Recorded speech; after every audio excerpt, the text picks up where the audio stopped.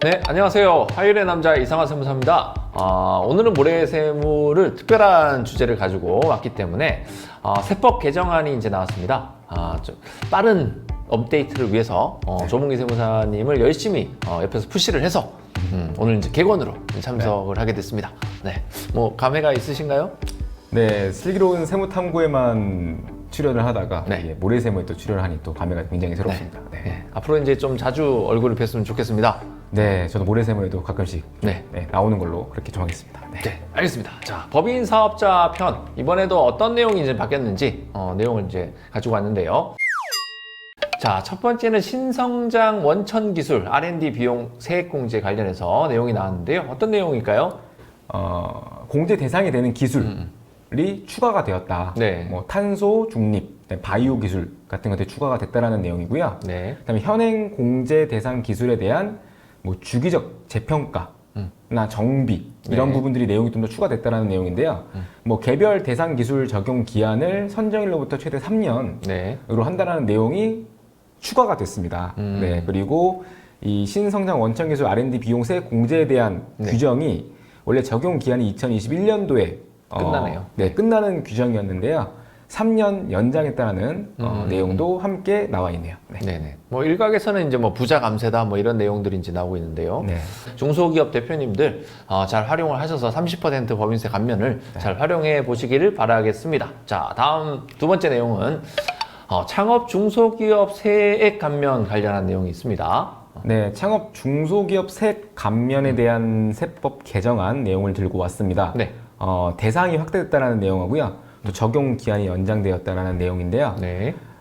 창업 중소기업 세액 감면에 대한 기본적인 내용들은 자세하게 언급을 하지 않겠습니다. 네네. 제 기존에 다뤘던 내용들도 있고 해서요. 근데 그 중에 생계형 창업이라는 개념이 있어요. 창업 네네네. 중소기업 중에서 연간 수익 금액이 4,800만 원이 안 되는 그런 어떤 좀 소규모 창업인 경우에는 추가적인 혜택을 좀 더 세액 감면 혜택을 주는 게 있었는데요. 네네. 이 기준을 조금 더 완화했다. 그래서 연간 수익 금액을 4,800만 원이 아니라 8천만 원 이하인 네네. 창업 중소기업으로 좀 더 완화를 해서 혜택을 좀 많이 주려고 한다. 이렇게 보시면 될 것 같습니다. 그리고 뭐 이제 네네네. 네네. 그러면 이제 매출액이라고 보면 되겠지 않습니까? 저게. 그렇죠. 네네 맞습니다. 매출액이 8천만 원이 안 되는 법인들 같은 케이스에서는 청년 생계형으로 이제 들어가게 되면은 뭐 수도권 가미락지권 밖에 있다라고 가정하면은 5년간 법인세를 단 한 푼도 내지 않아도 된다. 뭐 이렇게 보면 되겠죠. 네, 그 추가 감면의 개념이 있어요. 이제 네네. 생계형 생계형 창업이기 때문에 100% 감면이 되는 건 아니고요. 네네. 이제 요건이 해당이 되면은 100% 감면이나 50% 감면이 되는 거고요. 네. 추가 감면의 개념이 있는데요. 그게 이제 생계형 창업에 대한 부분에 추가 감면의 개념이 있지만 네. 그 기준 좀 더 완화해서 더 많이 좀 감면을 해주려고 한다. 이렇게 개념을 보시면 될 것 네네네. 같아요. 네네네. 자, 세 번째는 고용증대 세액공제 관련해서 또 이제 파격적입니다. 네. 네. 고용증대 세액 공제 관련된 부분도 굉장히 다 관심이 많으실 거예요. 왜냐하면 네네. 굉장히 큰 공제 금액을 가지고 있기 때문에 네. 많은 이제 개인, 법인, 모든 중소기업들이 관심을 많이 가지실 텐데 공제 금액을 좀 한시적으로 좀 올렸다. 네네. 그리고 적용 기한을 2021년 말에서 2024년 말로 연장했다라는 개정안이 나왔습니다. 그 내용 조금만 더 자세히 보면은 네네. 청년, 장애인, 60세 이상 근로자에 대한 공제 금액을 2021년도, 2022년도까지 한시적으로 100만 원 더 인상을 했다. 네네. 상향 조정해서 더 많은 공제를 준다. 중소기업, 지방에 있는 소재에 있는 중소기업 같은 경우에는 1,300만 원. 좀 오타가 있네요. 지방에는 중견기업 같은 경우에는 900만 원, 대기업은 500만 원. 이렇게 100만 원씩 더 상향된 공제를 적용해 준다. 이렇게 네네. 보시면 되겠습니다. 네. 여기서 보시면 알겠지만은 뭐 신성장하고 고용증대 세액공제만 합쳐도 네. 사실 이제 우리나라에서 법인하기 좋은 환경입니다. 법인세를 거의 안 내지 않습니까? 맞습니다. 네. 그렇기 때문에 앞으로 추세를 잘 읽으셔야 돼요. 많은 분들이 법인세를 안 내니까 나는 세금을 안 낸다 이제 이렇게 좀 인식하는 분들이 있는데요. 그렇기 때문에 이 상황에 모래세무를 잘 봐야 된다는 얘기죠. 맞습니다. 그 돈이 다 어디 가겠습니까? 세금을 안 낸 그 모든 돈이 잉여금에 고스란히 창고에 쌓여 있는 거고 거기에 대한 막대한 세금을 내야 되기 때문에 요즘은 저희의 이제 찾아오시는 분들이 더 많아지셔야 되는 부분인데 안 찾아오시길 말씀을 드렸습니다. 고용증대 세액공제하고 같은 맥락의 어떤 세액공제 개념을 보시면 됩니다. 네. 이것도 이제 고용증대와 이제 연결해서 가는 부분이기 때문에 네. 여기서는 이제 실효성 제고를 위한 어떤 세법 개정이 이루어졌다라고 내용을 가지고 그렇죠. 왔는데요. 네. 사후관리 규정이 있어요. 네. 사후관리 규정이 있는데 그 사후관리 규정이 조금 더 명확해졌다 이렇게 보시면 되는데요. 상식 근로자 수가 감소했을 때에 기존에는 공제를 배제한다라는 개념이 있었는데요. 지금은 과거에 받던 공제액을 추가로 뱉어낸다라는 네. 식으로 내용이 좀 더 명확화됐다. 네. 이렇게 보시면 되고요. 네. 이 납부세에 대해서 납부를 한다는 개념에 대해서는 고용세액공제나 다른 어떤 고용지원세제하고 동일하게 만들어놨다. 그렇죠. 예, 이렇게 보시면 됩니다. 고용중대세액공제를 많은 분들이 이제 받으려고 했더니 세무대리인들이 그렇게 얘기했대요. 이거 나중에 어차피 토해낼 수 있으니까 받지 말아라. 이런 네. 엉터리 얘기를 이제 주셔가지고 이렇게 했는데 사회보험료 세액공제도 동일하게 얘기를 하는 거예요. 이거 토해낼 수 있으니까 이거 많이 받지 말아라. 이제 이렇게 얘기한 거를 이제 작년에 얘기를 들었는데 이제 법이 바뀌었어요. 예전에는 맞습니다. 네. 이게 고용 인원이 줄어들었다 하더라도 토해내지 않았는데 그럼에도 불구하고 안 받으신 분들도 있었다는 얘기인 거예요. 맞습니다. 그러니 네. 많이 받으시고 나중에 토해낼 수는 있지만은 뭐 저는 그렇게 생각합니다. 토해내더라도 많이 받는 게 중요하다. 지금의 현금이 미래의 현금보다 훨씬 더 높은 가치가 있다라는 것을 인지하시기를 바라겠습니다. 본사 지방 이전에 대한 세액 감면 관련 또 이 내용도 있죠. 네, 본사 지방이전 세액 감면과 관련된 요새 이슈가 좀 많아진 것 같아요. 질문도 많이 오시고. 네, 저희 뭐 엄청 네. 답변 많이 내드리고 있습니다. 맞습니다. 지금. 최근에 많이 연락이 네. 오셨는데요. 이 규정이 또 한번 이제 이번에 또 세법 개정이 올라왔네요. 네네. 어떤 내용인지 좀 봤는데요.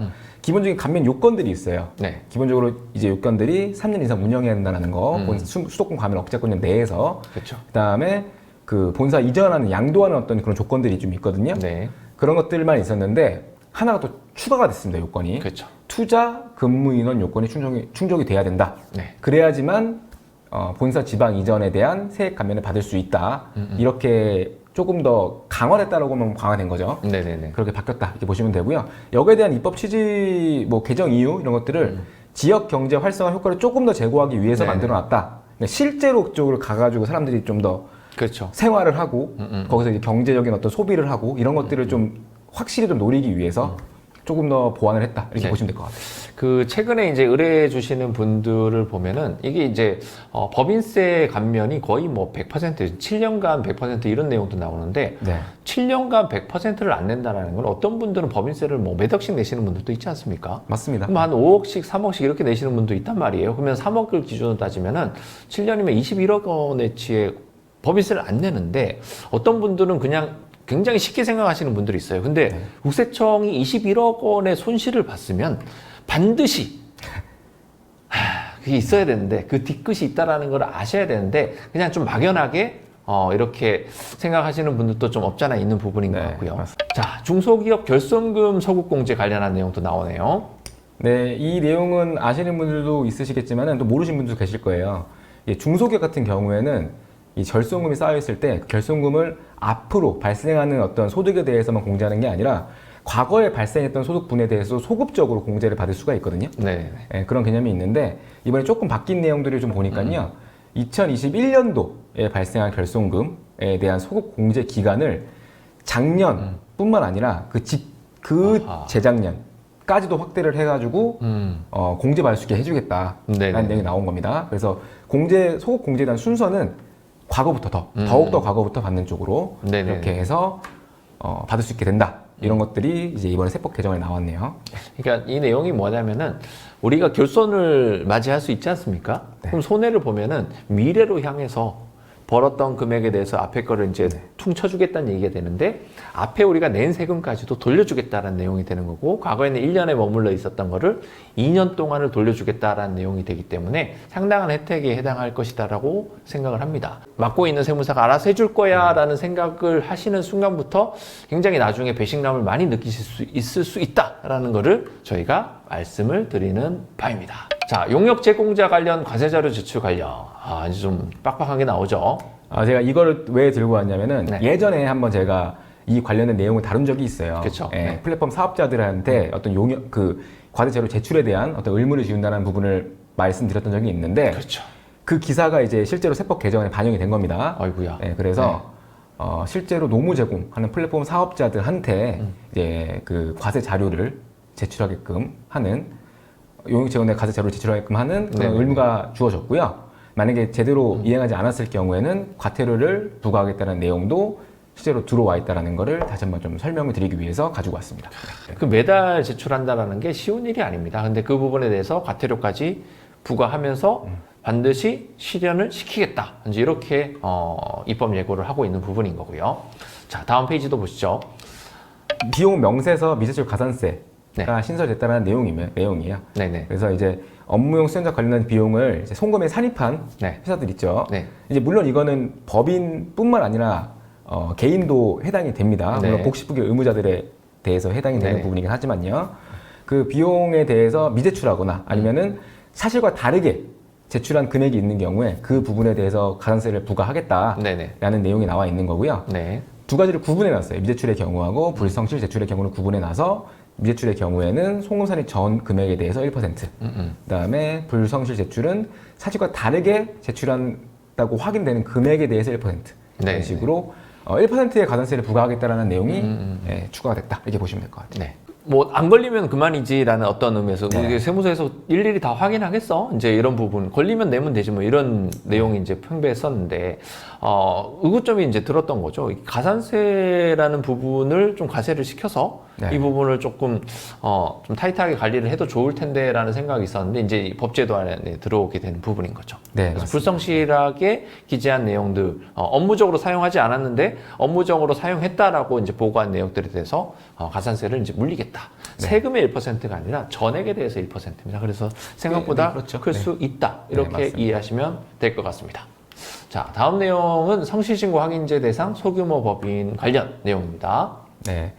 그 소규모 법인들에 대해서도 성실신고를 해야 된다는 그런 의무가 있거든요. 네네. 근데 이 소규모 법인에 대한 범위를 좀 더 확대했다는 내용이에요. 네. 그래서 기존의 어떤 성실신고 확인제 대상 소규모 법인이라고 하면은 현행 규정상 그 1번, 2번, 3번의 요건을 모두 갖춘 네네네. 법인에 한해서 네. 이 성실신고 확인을 하도록 이렇게 해놨는데요. 그 중에 2번 요건, 2번 요건이 기존에는 주된 사업이 부동산 임대업인 경우 또는 부동산 임대, 이자, 배당 소득의 매출액 대비 비중이 70% 이상인 법인이라는 요건이었는데 그 70%가 50%로 하향 조정되었다. 네네. 네, 이렇게 보시면 됩니다. 결국에는 부동산 법인에 대한 좀 압박에 해당하는 부분일 것 같고요. 네. 부동산 비율을 70% 정도로 봤었는데 50% 정도만 가지고 있어도 성실신고 법인으로 분류를 해서 좀 강화를 하겠다. 네. 뭐 이렇게 이제 보면 될 것 같습니다. 네. 자, 10번째 내용은 재산 취득 자금 증여 추정 관련 뭐 이렇게 있습니다. 네, 이거는 이제 모래세무 구독하시는 여러 법인 대표님들께서 관심을 가질 수 있는 어떤 네. 세법 개정 내용에서 가지고 와봤는데요. 네. 재산 취득자금 증여 추정 규정의 연대 납세 의무 적용 제외, 그다음에 증여재산 합산 배제라는 내용입니다. 좋은 내용이에요. 이거는. 네. 네. 그냥 원래 기존에 이제 연대 납세 의무가 적용되지 않는 그런 조문들을 열거를 해놨는데요. 네.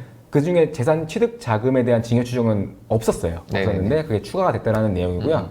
마찬가지로 이제 증여 재산을 계산할 때 합산이 되는 거에서 배제되는 네. 그런 규정들이 열거가 되어 있었는데요. 네네. 또 그 안에서도 원래는 재산 취득 자금에 대한 증여 추정이 없었는데 포함이 되었다라는 내용입니다. 좀 이롭게 이제 해줬다라고 이제 보면 될 것 같습니다. 네네. 해당 내용을 또 살펴보면은요, 저가 양수 또는 고가 양도 시 그 과세 범위를 조금 더 합리화시켰다라는 네. 내용으로 세법 개정이 나왔는데요. 현행 규정상으로 봤을 때에는 기본적으로 이제 시가보다 낮은 가액으로 양수를 하거나 네. 높은 가액으로 양도를 하는 경우에는 그 법에서 정하는 어떤 그 차액적인 부분을 네. 넘어서면 이제 과세가 되거든요. 네. 근데 과세에서 제외되는 내용 중에서 개인과 법인 간의 거래인 경우에 법인세법상 시가에 해당이 돼서 법인세법상 부당행위산 부인 규정을 적용하지 않는다면 네. 상증세법에서도 제재를 가지 않겠다라는 말만 있었는데요. 네. 하나가 더 추가가 돼서 개인과 개인 간의 거래인 경우에도 소득세법상 시가에 해당을 해서 뭐 양도세 부당행위산 부인이 적용되지 않는다 그런 거래라 한다면 상증세에서도 제재를 가하지 않겠다라는 내용이 포함됐다 이렇게 보시면 될 것 네네네. 같아요. 네. 법인하고 개인 내용들을 이제 상증세법까지 끌고 와서 좀 네. 구체화하고 명확화했다 이렇게 보면 될 것 같습니다. 초과배당 이익에 대한 증여 내용 나오고 있습니다. 네, 초과배당에 대한 이익의 작년에 한번 법이 개정되면서 그쵸. 좀 확 바뀐 어떤 느낌을 가져왔잖아요. 네네네. 근데 거기서 조금 더 이제 그 법 문구적인 부분이 조금 미흡했던 부분을 이렇게 조금 더 보완했다 이렇게 보시면 될 것 네네네. 같아요. 특별하게 뭐 엄청나게 큰 내용이 바뀐 건 아니고요. 네.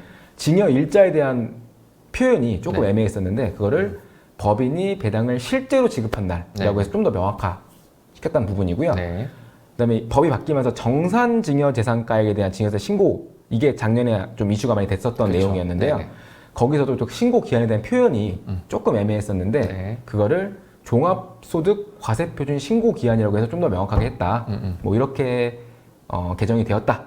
이 정도만 보시면 될 것 같아요. 네. 증여세는 당초대로 이제 신고하는 거고 정산대에는 소득세에 대해서 저렇게 구체적으로 이제 명시를 했다. 이렇게 보시면 될 것 같습니다. 자, 증권계좌 간 이체 내역 제출 의무 관련 이런 내용이 나오고 있습니다. 네, 이것도 상증법 개정 내용인데요. 신설된 네네. 내용입니다. 네. 금융투자업자에게 자료 제출 의무를 조금 더 강하게 부여하고 있다는 건데요. 네. 주식 등 증권계좌 간의 이체 거래 있잖아요. 그 계좌를 관리하고 있는 금융투자업자한테 네. 그 이체 내역을 꼭 제출하는 의무를 부여한 거예요. 아, 네. 네. 예, 거래 내역에 대해 조금 더 확실히 좀 판단하고 과세자를 확보하기 위한 그런 세법 개정의 내용이다. 이렇게 보시면 네. 될 것 같아요. 알겠습니다.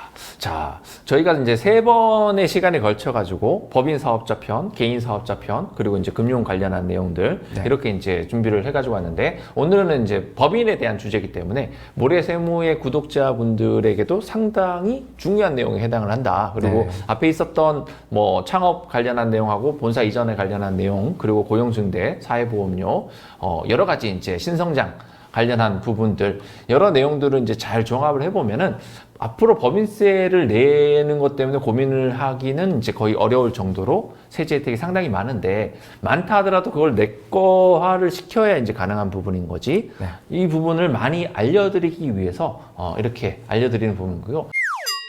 법이 정하는 최대한의 범위 내에서 공제 감면을 많이 받으시고요. 대신 제대로 검토를 하지 않은 채로 잘못 받았을 경우에는 토해내는 부분은 분명히 있을 수 있다. 그렇기 때문에 적절한 검토 당연히 필요하다고 보여집니다. 자, 오늘 준비한 내용은 여기까지이고요. 네. 다음 주에도 더 유익하고 알찬 내용으로 찾아오도록 하겠습니다.